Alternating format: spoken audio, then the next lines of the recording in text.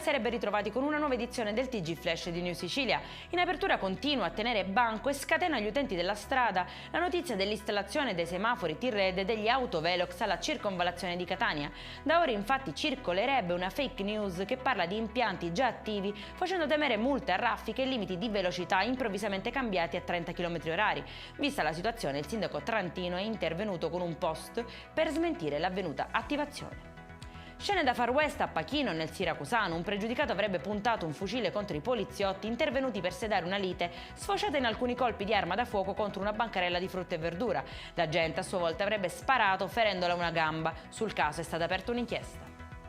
Paura ad Adrano, in provincia di Catania, dove un 74enne avrebbe tentato di lanciarsi da un terrazzo al quarto piano di uno stabile. L'uomo ha messo in pericolo anche l'agente intervenuto per aiutarlo, spingendolo verso il vuoto. Fortunatamente il poliziotto è riuscito ad afferrarlo e si è spostato verso una trave di ferro alla quale si è aggrappato, evitando così una duplice tragedia. Disavventura per il sindacalista Francesco Brugnone, pestato a sangue da alcuni giovanissimi che circondavano la sua vettura non permettendogli di fare retromarcia. Alla richiesta di spostarsi il gruppetto avrebbe risposto a suon di calci e pugni.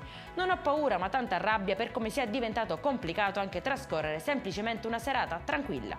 Queste le parole del sindacalista.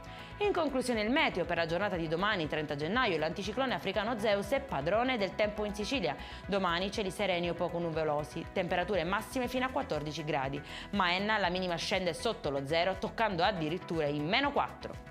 Per questa edizione è tutto, il prossimo appuntamento domani alle 13:30. Buona serata!